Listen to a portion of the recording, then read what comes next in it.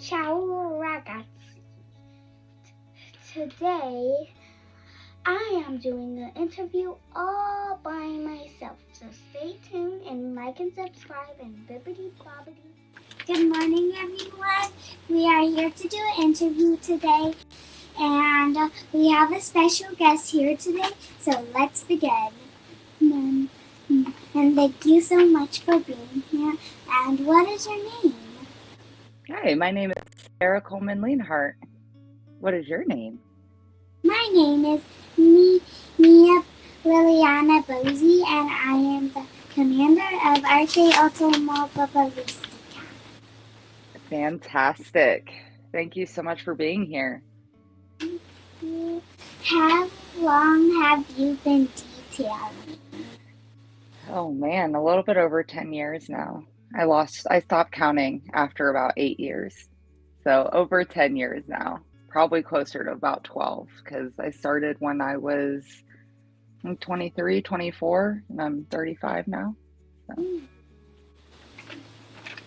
You work at Rupes. How awesome is that? It is the most awesome. It is incredible. I have an incredible team. The company is incredible. Management's incredible. We put out incredible products, tools. It's truly a huge blessing. It really is. Is it intimidating being a woman in this industry? Is it intimidating being a woman in this industry? What a good question. I think in certain settings, like when I have to go into body shops, that's just a setting for me in general that I'm not as comfortable with as other settings. So in that particular setting, sometimes it can be a little intimidating depending on where I am in the country. But for the most part, no. It's my mom did a pretty phenomenal job with making sure that regardless of the gender of the human, to never be intimidated because I know who I am as a woman and as a human, and to always stand strong by that. Do you have any classes/training for girls? I have done some in the past. Back when I was the Bigfoot Academy manager, I tried to host about once a year to do a class specifically, geared towards women. And a lot of feedback I got during that was that, they felt a little bit more comfortable and safe in that environment. But I haven't done any so far this year, unfortunately, in 2025. But I'm hoping for next year in 2026 that I'll be able to do at least one or two more.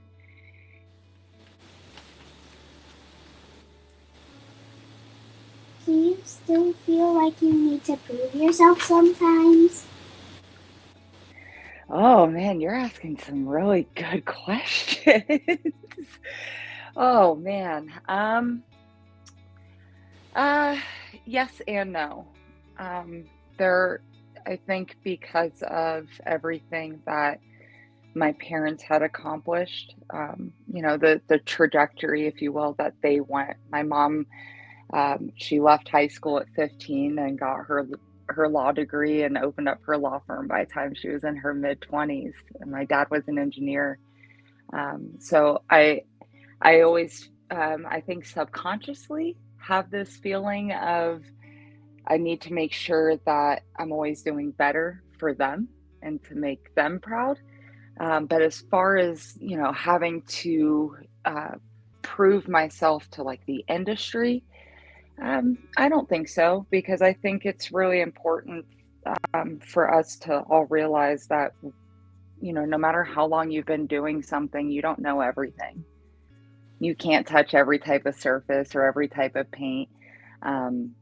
So I think with understanding that us as humans, we always have something to learn from others. Um, I don't think too often, but I will say there was a point in the beginning of my career where, yeah, I certainly put a little bit of effort out there to make sure that I was proving my worth or value, if you will. But I think with age and experiences in life, that that's kind of gone away a little bit, thankfully. Do you have any tips on improving my sanding abilities? One more time for me. Do you have any tips on improving my sanding abilities? Any tips on improving your sanding abilities? Practice, practice, practice. Just always practice. I actually have in my living room, I usually have like a junk hood set up on a hood stand, and I have like a little cart right there, so I can always practice. Just like any sport that I used to play, you go, if you play basketball, you go and you practice several times a week. It's the same thing with sanding. Um, and just, as you get into sanding, make sure that you're understanding the abrasive type that you're using, meaning the type of sandpaper. So if you're using film sandpaper, make sure that you're using that in the appropriate setting. If you're going to use foam back sanding discs, make sure those are in the right setting as well. That's probably the biggest thing that I see is a lot of detailers and technicians, they try to sand, specific defects, but they're using the wrong abrasive type. Because a lot of defects, if there's a scratch right there in the center of the hood, you could use something like a foam back abrasive sanding disc to minimize that scratch, but not make a flat spot by removing the texture, right? But if you use something like a film back where that can in fact level the paint and make it look flat and perfect, now the customer is going to say, oh, I want that done to the rest of the hood or to the rest of the car. And then you kind of open up a little bit of can of worms that you weren't anticipating. So I think it's important to just understand the abrasive types that you're using and to just keep practicing and learn from your mistakes, because you're gonna make boo-boos, but boo-boos are good. You want to make boo-boos, so then that way you can gain knowledge and experience from those mistakes.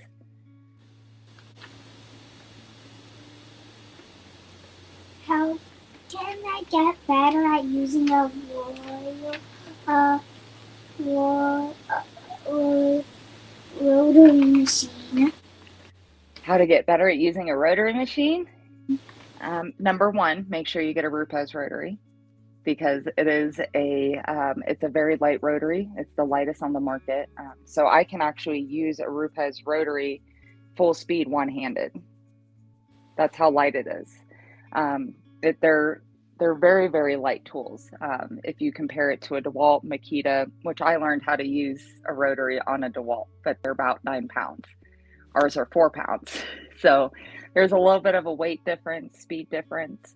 But once again, just make sure you have a practice head and practice on a lower speed and make sure you're keeping that pad flat, right? And then once you get up to the curvatures, slowly start to practice tilting the tool, right? But make sure you practice a lot on a hood before you go and do it on a customer's car. But it's just like anything else. The more you do it, the more and more comfortable you're going to get.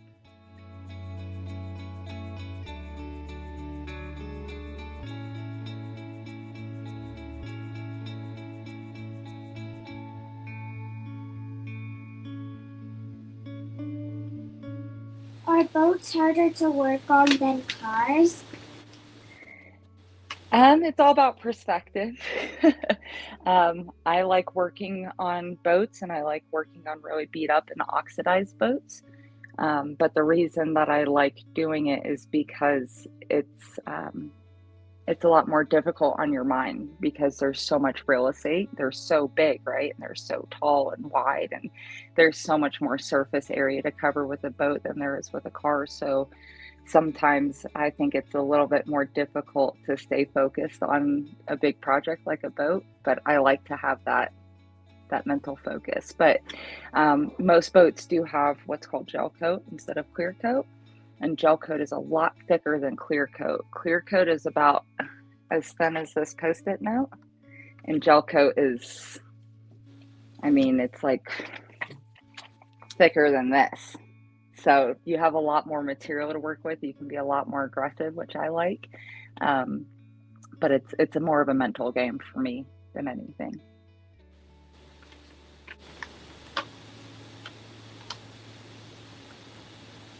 Is there anyone you look up to in the detailing world? Oh, yes, there are. There are a few, but one that I will mention specifically is my mentor and my good friend Jason Rose. Not because of necessarily what he has designed or built for the industry, but because of the human that he is, and because of his core values and his characteristics. He cares a lot about education, and that's really hard to find. And his way of educating people and his way of connecting with people is just, it's truly special to be around. And I hope I can continue to obtain pieces of that as the years go on. Anything you haven't done yet that you still want to do? In detailing? Yes, I really want to polish a satellite and or a rocket ship. Like I really, really want to polish a satellite that goes up into space. Why? I don't know, but it's just one of the substrates I've never worked on, and I think it would be really, really, really cool to work on something that is just rotating around the Earth. I think that'd be so sick. So hopefully one day, I'm trying to make the right connections. I think I'm almost there, but. What is it like being on a TV show? It was fun. It's a lot of fun. It's also very boring.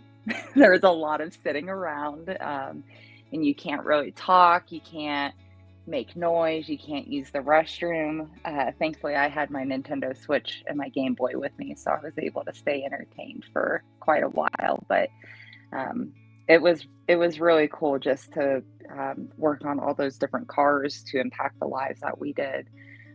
Larry Casilla's an absolute brilliant genius. He's, when it comes to business, and with what we do with preserving vehicles, he is just brilliant. So it was truly an honor.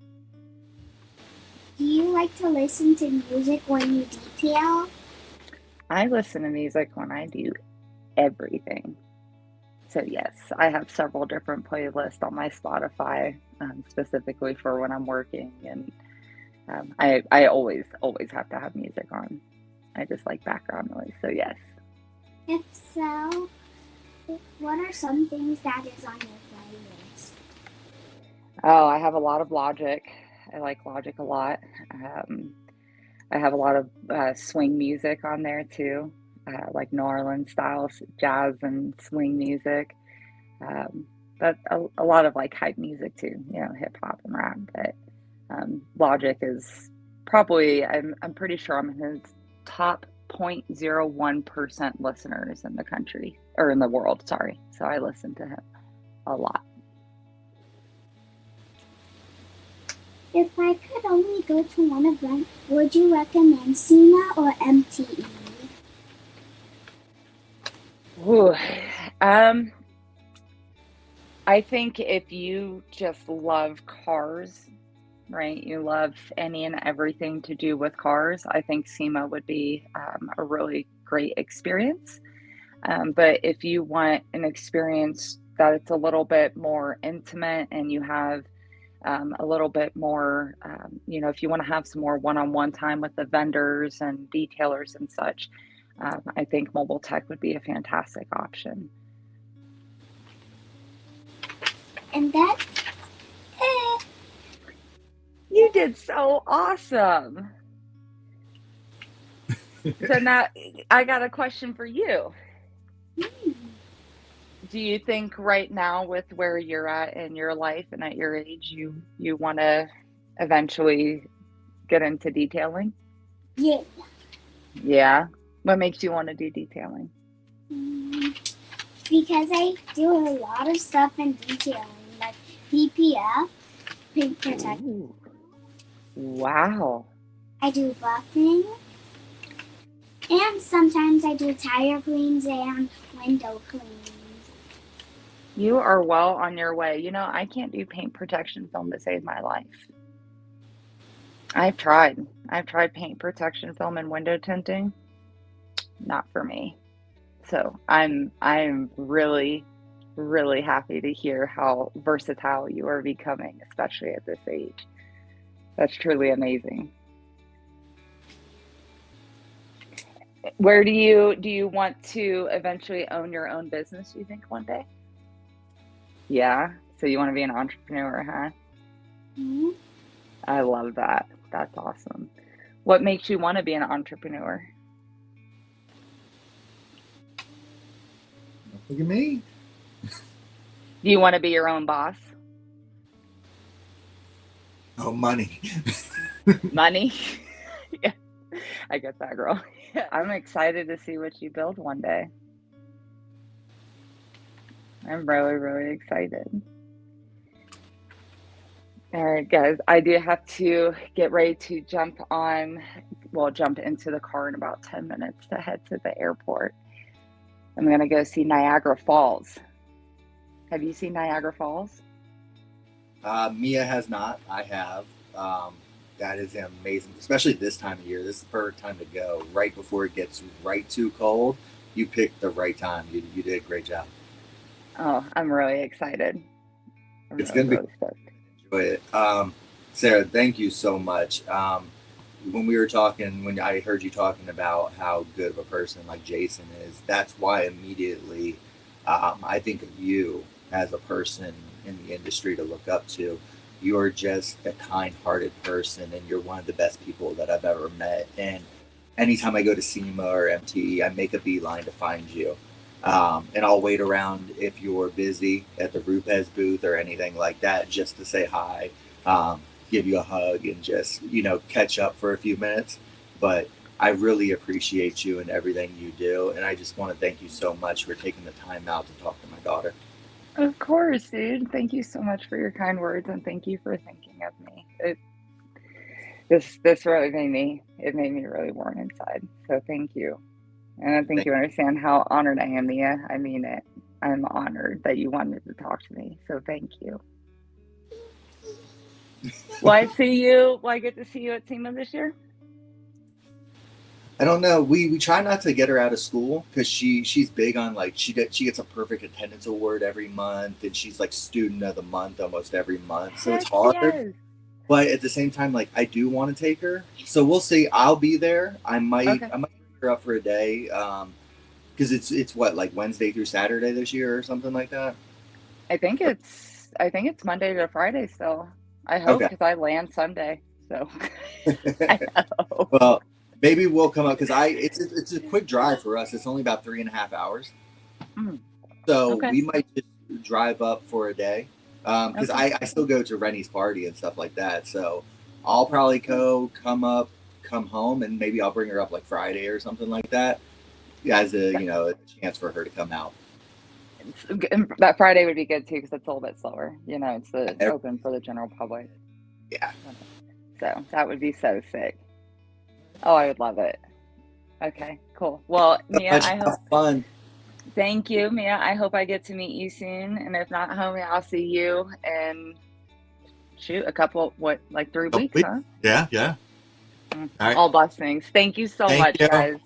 You're welcome. We'll talk soon. All right. Bye, Bye. Mia.